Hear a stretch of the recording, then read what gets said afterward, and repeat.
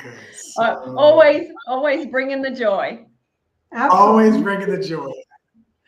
Okay, so we are back. Your three favorite business minds are back. I am James, the Ascension Coach, here with these lovely ladies as usual. We're going to have fun. We're going to hopefully learn a few things. And I'll just introduce myself and then turn it over to them. I am James, the Ascension Coach, remembering to tell you what all that I do this time.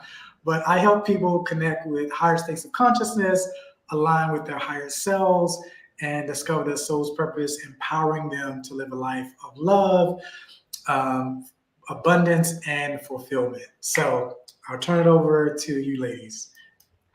I Over to am you, Melissa. I can go. Here I go. Here I go. I am Melissa Robinson Weinmiller, and I am the empathy queen. And what I do is help leaders to maximize productivity, innovation, and profit by understanding how to use empathy to activate their EQ. Fabulous. And my name is Lisa Marie. That's it. Marie's my surname. Just to clarify that.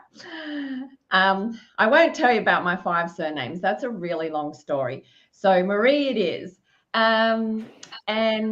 Basically, I help people become limitless. That is really my superpower. And what I do is working with entrepreneurs, professionals, and leaders is I help them remove all the barriers that are, literally holding them from their living an extraordinary life of greatness, of abundance, of achievement, success, fulfillment, and then to pay that forward on the world and help us all make the world a better place. Thank you. I love it.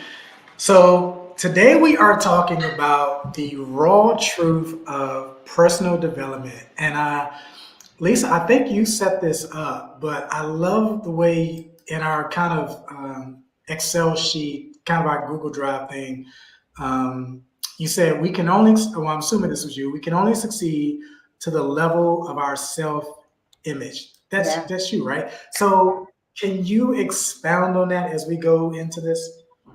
I can. Does that mean you want me to start? That means I want you to start. Yes. All right. You want to see the props? Yeah, Yes, yeah. we got props today. Yeah. Okay. Absolutely. So it is winter here in Australia. And by the way, it is Tomorrowland. So we are on Tuesday morning here. So happy Tuesday. And in winter, I have some accompaniment on my feet. So I've got Minnie on my feet. She's keeping me warm.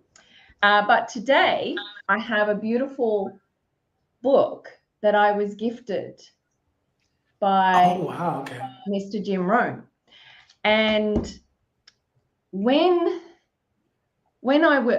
I guess I was really exposed to brief snapshot, lived a childhood life of horror. My mother had very violent psychiatric illness and narcissism.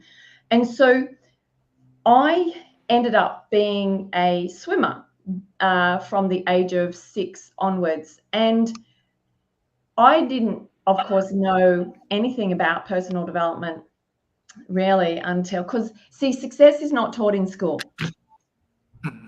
And a beautiful quote that Jim Rohn, I can literally tell you hundreds of them, is he said, formal education will make you a living, but life education will make you a fortune.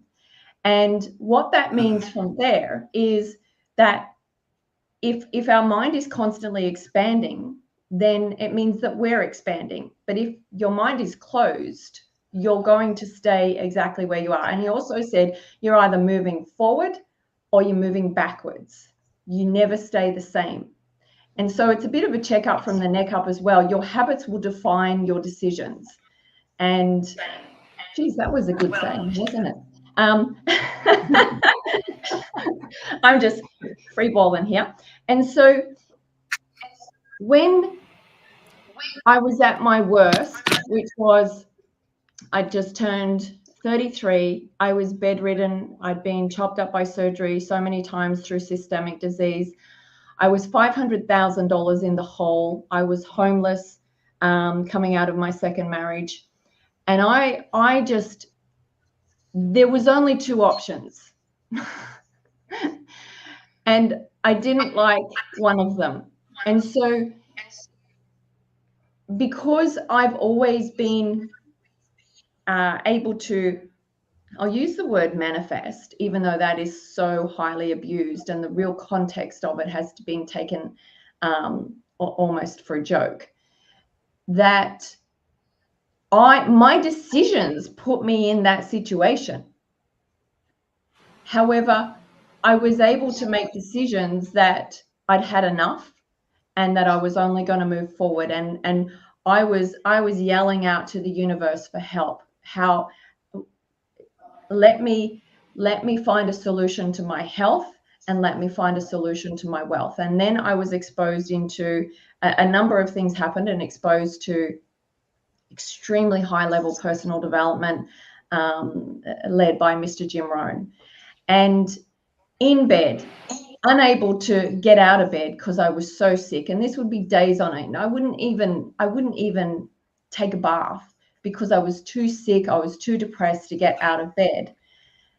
But I would listen to 24/7 of Jim plugged into my ears, of learning how to be a better human being, because I did not like my life. And so I've listened to hundreds of thousands of hours of real high level personal development over the last 20, 30 years. And what I know is that the people who don't do personal development, two things: they either don't understand it and don't know it's there, or they actually don't believe they need it, which is exactly why you need it. And so, having said that, Jim always said your income will never surpass your level of personal development. You can have a quick growth spurt of income, but if you don't grow with that, then you're going to come back to your set point. We all have a ceiling. We all have an inner belief, and most of us don't know what that is, but it's keeping us stuck where we are. And so, a classic example, within 3 years, all people who win the lotto are actually more broke than what they were when they won all that money. And so I've printed out a couple of things here to have a bit of fun with first. Guys, do you want to just jump in and say anything to what I've said so far? No. Yeah. Okay, so sorry, I've just dropped something on my keyboard. I want to give you a couple of myths, first of all. Let's have a bit of fun with this. So what personal development is not. It's not only for people with problems. However, the people with problems will really get a lot of benefit from it. Personal development guarantees instant success. Well, you're kidding yourself if you think that you take one class and you know it all. It's that spaced repetition. Don't you, both of you, agree that the way you've mastered what you've done is because you've done it 10 bajillion times, literally. And you learn something. Even if you listen to the same audio or the same video 5 times, you'll pick up things along the way that you didn't even hear the first, second, or third time. Agree? Yeah. Personal development is selfish. Love that one. Now, there's so many people that live with a whole stack of shame and guilt that they don't put themselves anywhere on the list of importance. They actually do everything for everybody else and don't serve themselves and leave themselves last, because their belief system is that to do something nice for themselves is selfish. which is all upside down, back to front, and really screwed up. In the airplane, oxygen drops down. Who do you put it on first? Most people will say their child. Well, you've got about 3 seconds before you go unconscious. And if you don't have oxygen on yourself, you can't help anybody else. Okay. Personal development requires a one-size-fits-all approach. I love that. Personal development is expensive. If you go onto YouTube or Google or TikTok or Instagram and just type in motivation, mindset, personal development, you will have hundreds of millions of free resources. So remember, all excuses are equal. This is one of my mentors said this to me. It basically means you don't get your outcome. Okay. Personal development leads to perfection. For all those perfectionism people out there, perfection is never attained. And you don't want to hit perfection, because that means you put all your energy into one basket, and everything else will fall apart around that. So personal development is a solitary pursuit. Well, us 3 kids are actually playing in the playground of personal development together and having so much fun, and I love it. Okay. So basically, personal development will help with your relationship, like the wheel of life. I've learned this for decades. It's physical, emotional, relationships, career, finances, spiritual, time management, all those things. Personal development helps you up level in those areas. And so these guys are going to expand on other things, but I want to leave you with a couple of quotes from Jim, because there is a whole section on personal development.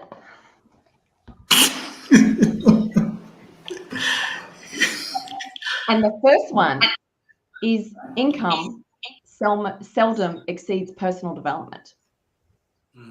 It's number 1 on the list for a reason. You become what you become directly influences what you get. A man of very few words, by the way, and the words that he had all had power. I love that. The big challenge is to become all that you have the possibility of becoming.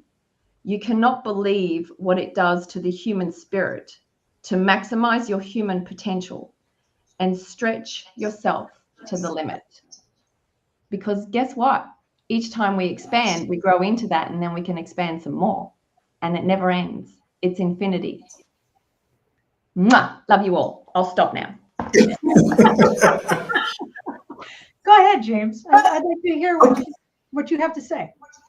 Yeah, it's so fascinating to me, because obviously personal development is a big part of my life, and has been from very early childhood, and just being an avid reader of books, and I think even the beginning with comic books, and kind of getting it into my subconscious that you can seem normal, but be but you know how Clark Kent is really Superman, and Peter Parker is really like that. You can show up seemingly, for lack of a better word, normal, but really have something deeper in you that the moment pulls out, or you're studying it, and then that helps pull it out.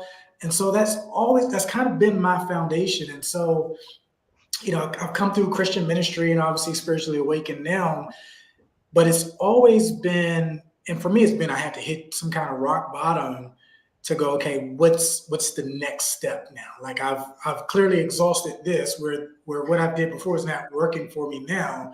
What else is in me that's being pulled out of me? which is why I still just love I think books have saved my life. It's where I discovered people like a Jim Rohn, or, now it's more YouTube University, but I still read tons of books. And what I introduced this with, as far as what Lisa shared about in our, the Excel form she sent us, that our self-concept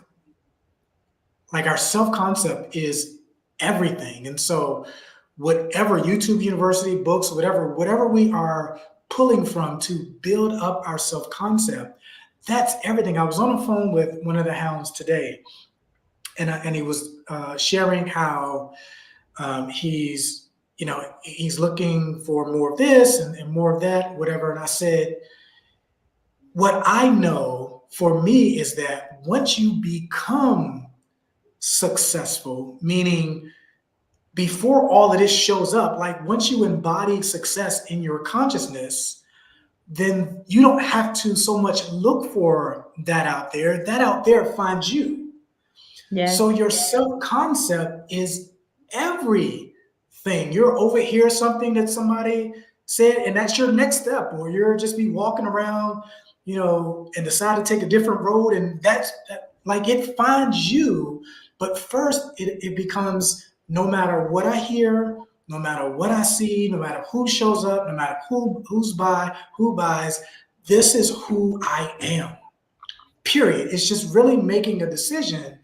And in that decision, life affirms what you believe about yourself. And for me, that's the importance of personal development. Who am I?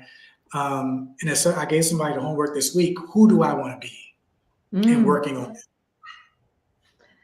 Yes.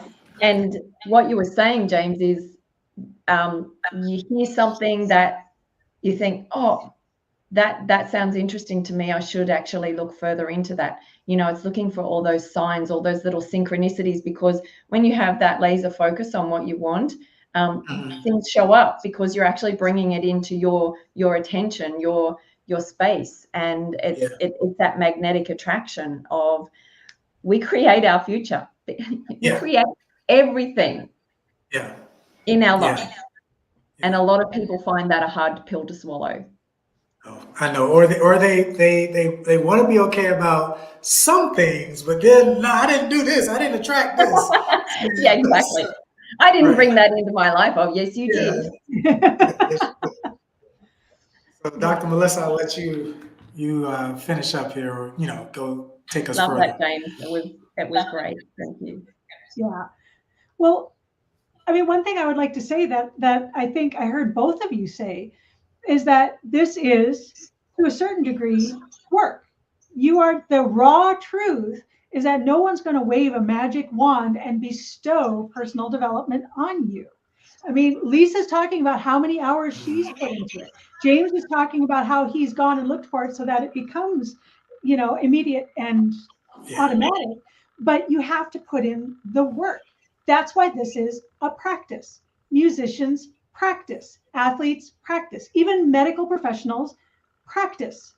It's not a performance. It's not a personal development performance. It's a personal development practice, which means you've got to put the work in at least a little bit at a time every single day. So for anybody who likes Malcolm Gladwell, which I do, he wrote a book called Blink. And he talks in that book about the 10,000 hours and how people like artists and musicians and athletes put in 10,000 hours of work to be able to do this stuff so that it's like a blink. They don't have to think about it anymore. And personal development's the same way. You've got to put in your time. So if you think you're just going to pop a book and then, oh, it's bestowed upon me, that doesn't work like that. It just doesn't. You have to be willing to put in the work. And for me, that's the dirty secret of the whole thing. Anything worth having is worth working for. And that includes personal development, because if you want to expand your mind and you want to expand your view and you want to open all of this up, whatever it is, it's not going to come easy. That's why all those Kung Fu movies last like hours. If they just suddenly had it, they'd be really dull and they'd last like 7 minutes. You got to go through the journey. Exactly. And you know, I love that you've used the word practice in it, Melissa, because it should. My belief for you all, here's a little secret, that you should schedule it into your day, because if it doesn't get scheduled, it doesn't get done.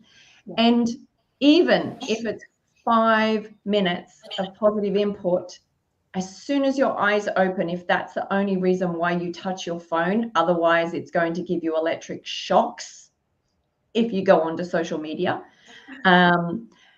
But that alpha state, that twilight state, is where you are still coming out of the theta zone, which is your subconscious programming. And that is the most powerful, powerful time, or just drifting off to sleep because you're back in the alpha state, to be able to have that goodness. And it's about you both of you probably do this or have done this, is that if you have a set of power rituals in the morning, you almost become a little bit more bulletproof for the rest of the day, right? Rather than zombieing down, put the kettle on, wait for it to boil to make your coffee to get that kick, and you're scrolling on the feed while you're waiting for the kettle to boil. Well, that is setting up your day, my friends. Hang on, but you could put on the morning news and see all the tragedy, the death, the stuff. And that sets you, and then you go sit in traffic that's just jammed, and you're listening to the radio that has news flashes on it. You know, if you, sorry for taking the show here. This is Jim. This is just old Jim. And your vehicle is a mobile university. If you have to spend hours a day in public transport or a motor vehicle to get to work, to commute to and from, you should be plugging your ears into something that's going to make your life better if you don't like your life how it currently is. And I mean all aspects of life, the way you parent, your relationships, your bank account, your habits, your health, all of these things. And it's a choice. And most people don't want to open Pandora's box, right? Because it's really scary to actually face your thoughts. In fact, while James was speaking, I wrote something down. Books. I just consume books on audio. I love them. And then if they're super good, I'll go buy the book. Because Me too. I use it as a teaching, get the highlighter and just highlight all over the book. But Level Up by Rob Dial, there was a study done that people would rather get an electric shock. It was like something 26% of women or 75% of men, like there was some weird percentage difference, would rather get an electric shock than have 15 minutes alone with their thoughts. Really? I was like, really? Yeah. Wow. Was that me 30 years ago? Like, that's hardcore. Hang on, let me stick my finger in the PowerPoint so I don't have to go inside my head. Wow. Wow. I'll be reading that book now. Wow. Yeah. Oh, it's a great book. Yeah. And the thing is that when we're on social media, Jim always said we become the average of the 5 people we hang around. What you scroll on social media, what the algorithm feeds you constantly, is generally all the stuff that you are living in lack of, and that you want to see more of it because it's not in your life. And that is also counted as your social group, which is not very healthy. This is all my opinion, by the way, and you could all be going, yeah, don't agree with that, and that's okay. Well, yeah, we're all allowed either way, but yet when you speak truth, it rings truth. Yeah. Saying. That is super powerful, Lisa. And I mean, it makes me, because once I came, like, I took off all of last year. So hopefully I got my 10,000 in or I'm close, because that has been my benchmark too, Dr. Melissa. I read that book. I think it was from the Outliers. And yeah, like that's been my big benchmark ever since I've like, okay, how close am I? And obviously I will never know, but that's always been something that's in my head. How close am I to my 10,000 hours around this particular thing that I may be studying? But Lisa, what you said about the social media is really powerful to me. I know last year when took off all of last year, I was going through my healing journey. I first created a whole new social media, bringing in the people that was more spiritually awakened and all of that. But then I found myself going, you know what? I'm being called to reach those who are not here, but are there. And so I still was very careful about who I have as whether it's on LinkedIn or Instagram or social or Facebook. And I have a good group where if I pull up my feed, I'm usually seeing something positive, but there's still those moments. And you really make me think about, because I tell people if you're going through, get off social media. That's not going to help you. But I never really kind of made that connection that this is one of the 5 people now. This is one of the 5 people you've now connected yourself with. And you see people getting lost in whatever the event of this week or this month is. And now they're commenting on it. Now there's part of it. Now and not recognizing that they're programming themselves with this kind of low vibratory experiences that are going on out in society, because this is what we've chosen to surround ourselves with. I might post around that. That's good. You're welcome. Yeah, I might post around that one. Yeah, it's super powerful. Go on, Melissa. Sorry. Well, just one thing that you had said as well, like way early on, because you're just dropping bombs today. So we're just going to go off of whatever you're saying, and I'm totally cool with that. Right. You know, that's fine. But you had mentioned how the people that there's 2 different kinds of people, that there's the disbelievers and then those that just don't know they need it. And it's interesting because there's a name for it that's escaping me right now. If I didn't have to think of it, I'd be able to remember it. But it's an actual scientific, paradigm that says that the less someone knows, the more they think they know, because they're out of touch with how much more there is to know. So people that tend to be, seekers or in academia or learners or that kind of thing generally have a much better handle and are much humbler on the fact that they don't know. And they're, they'll say, I don't have an answer to this, or I'm willing to look it up, or I'm willing to learn. Whereas the people that don't have that purview, that just don't have that idea of everything else that exists, will be like, well, no, I have a perfectly good idea of everything that's involved in this, and you're not going to tell me otherwise. And they're very, very hard to convince otherwise because they already know. Yeah, they're very inflexible. So I know everything, just ask me. Yes. Right. Yes. That was my attraction to Socrates very early in my teens. Just like that was his whole thing. And he would break people down all the way down, but his whole foundation was, I don't know anything. And so it was always about inquiry with him, because it was like, the only thing I know is I don't know anything.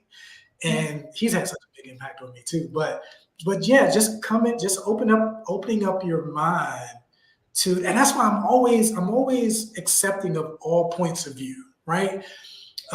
Because it's either this is just where this person is right now, and that's okay. Or maybe there's something for me to pull out of that, or this is going to help solidify what I already believe. And so all points of view are valid. And sometimes both things or several things could be all right at the same time.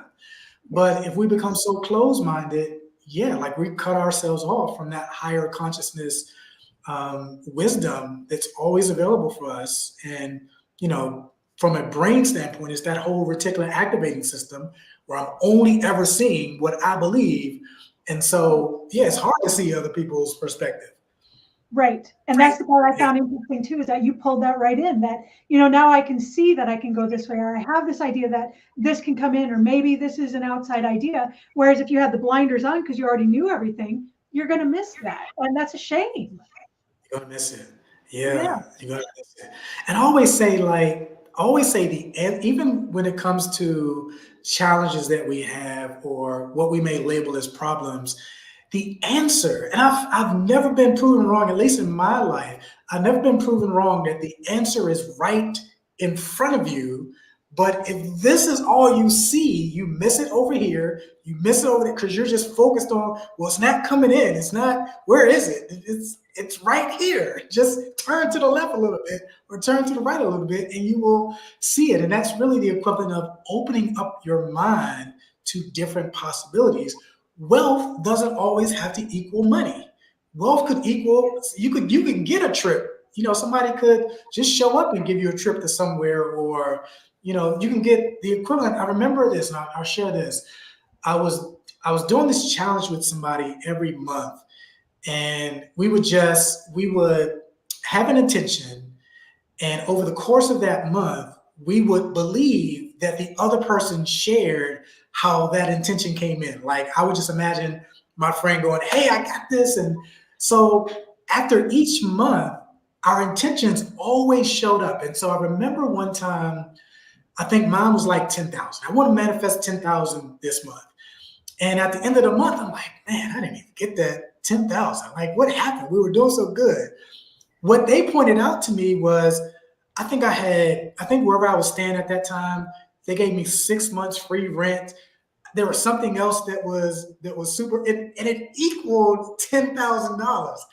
But that's what we miss. That's what we miss, because we're focused on one area, and so we miss where the other parts are at. That's so good. I love that. And it always shows up. Yeah. But we, like you said, we generally have the blinkers on. And Blinders, yeah. something I was going to that was playing in my mind the last 10-15 minutes is that I was waiting for the right gem to be dropped, is that it's always straight in front of us, hiding in plain sight. Plain sight. In plain sight. Yes. In plain sight. And sometimes it's just the difference between I don't know how it's going to happen, but I just know it's going to happen, as opposed to, why is this happening to me? Every time I do this, it doesn't work out. I've been doing this for so long. Just a simple shift sometimes to, it's here, I just don't see it yet. That can give room for it to show up, for it to come through. But it's about perspective. It's about perspective. And a fun little bookend to that is when it does show up, you say, I expected that. Right. We pat ourselves on the back of what a good job we did in expecting it. After we done drove. What's that? There's actually a name for that. It's called hindsight bias. People overestimate that they knew something was going to happen, even though they didn't. So it's like a real scientific thing. I did not know that was actually a term for that. I love that. Hindsight bias. Melissa's got a term for everything. I love hearing them. Yes. I do. I'm a walking, talking dictionary, man. Just ask Melissa. She knows everything. If I don't, I'll make something up. And most people won't know the difference. I'm like, oh, that's interesting. Yeah, that's what's wrong. That's all that matters. That's all that matters. It's so funny because I tell people, like, the second rule of business is your confidence in what you're talking about. So most people will buy into whatever it is that you're saying if you say it confidently. Yeah. So So it's like the good dog, bad dog treatment. I mean, the dog could have just chewed up your favorite pair of shoes, and you could say, "You bad dog," and it's wagging its tail, and right. And it's thinking, exactly. Oh, I've done something really good. Where's the next pair of shoes? But yeah, and I know both of you do this. Is that if you don't know something, you will actually not BS your way through it, but you will actually be upfront and say, "Not too sure about that, but I'm going to find out, and I'll get back to you." Yeah, and I will research it till till I'm blue in the face after that. And it's such a strong sign of leadership to actually let somebody know that you don't quite know, but you're going to find out. Yeah. So, all right, ladies, I know we're at 35. This has been fun again. Yeah. And I have to say, since it doesn't look like anybody's watching but us right now, I can say this. Lisa, how you show up knowing that you've been through what sounds like, when I read your post, through the ringer, is amazing to me. I would never know that you have as much going on as you have going on. Yes, you shine when you come on, and yeah, it's inspiring. Thank you, James. I really appreciate that, and I receive that with such loving kindness. And you know what? It's my intention, because I used to carry all the crap on my back and show up with it for way too long. And it's obviously when you let a lot go,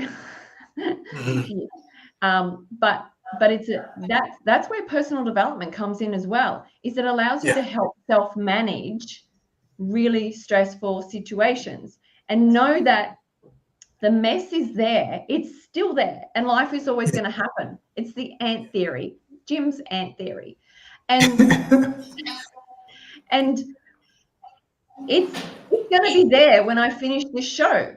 And so, but when I'm here, you've got me 1,000%, and I promise always to be able to deliver my absolute best, no matter what's going on in my life. And that's because I know there are so many people suffering out there in one way or another. Suffering is a state of life. And for to be able to show up and share experiences of how you overcome those things as well, and to be able to show up fully, allows people to give them hope that they can still function in life even when there's a raging storm going on, and still be able to perform and do well and serve and help other people. So, but it's only through personal development and all of the endless hours of discipline and decisions and personal habits, and also the vision of my future, the vision of what I want to do to the world to help it become a better place. With you beautiful people part of that mission as well. And so I really appreciate that. But and I know both of you, no matter what's going on in your life, you show up with the intention of giving your absolute best on the day. Yeah, that's powerful. And you're right. Like, I think sometimes most people see the smile, see the energy, but if you saw what was on the peripheral of my life, it would drive some people crazy. But it's what we started this off with. It's who are you, or either who do you want to be? And really the moments you get challenged with that is when you have stuff going on. Because now that you have this going on, who are you? And I just got to make this point. Like I always talk about, I always say Jesus is my guy. And one of the things that most people are familiar with, whether they're spiritual, religious, whatever, is him in the wilderness. And so Satan's coming to him. And the first question he asked him, like I always say, the first temptation is identity, because the first thing he would always say to him is, if thou be the Son of God, turn these stones into bread, or do this or do that. So really the first thing that we're challenged with is, who are you? Are you truly who you say you are? Okay, what about if I do this? What about if I do that? And the ability to still maintain that frame of this is who I am, no matter what's going on around me, really determines, and I'm sure Jim would agree with me if he hasn't already talked about that, really determines the trajectory of your life, your business, relationships, whatever. Yes. One of the quotes that he always said was, it's who you are behind closed doors is who you truly are. and you definitely want to have a bit of a check on that, is that, are you a different person out in public? And I think one beautiful quote to finish with is that he says, success is not what you get, it's who you become in the process of getting that. I feel all of that.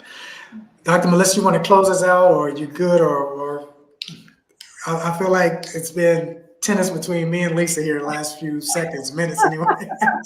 But that's all right. Like I said, if you guys are dropping bombs, then I'm happy to listen. I learn just fine. So, just if I was going to add anything, I would just say that that's absolutely right. And that's the basis of authentic leadership. If you're going to be an authentic leader, then the word that comes first is authentic. If you can't be authentic, then why can't you be authentic? And what is it that you don't want people to see? Both Lisa and I went at the same time. That was, I think you dropped the nuggets of all nuggets right there, Melissa. You took Yeah. You had me and Lisa going, So yeah, that was good. Things that make you go, Yeah, that part. All right, so we're gonna close out here. We are scheduled for 2 more sessions, I believe. And for those who are watching us on replay, let us know that you came by. Let us just say hello. I was sharing with Dr. Melissa. I got a lot of positive feedback from unexpected sources from our last live. They wanted to see everything that we had did. One person wanted to see everything that we had did. So it's always our intent for you to have fun, to add value to your lives. And we just are all appreciative of you showing up, whether it's live or on replay. And we're going to continue to do our best to give you the best that's in us. Yay. So we will see you all soon. See you all Monday, same time. Bye.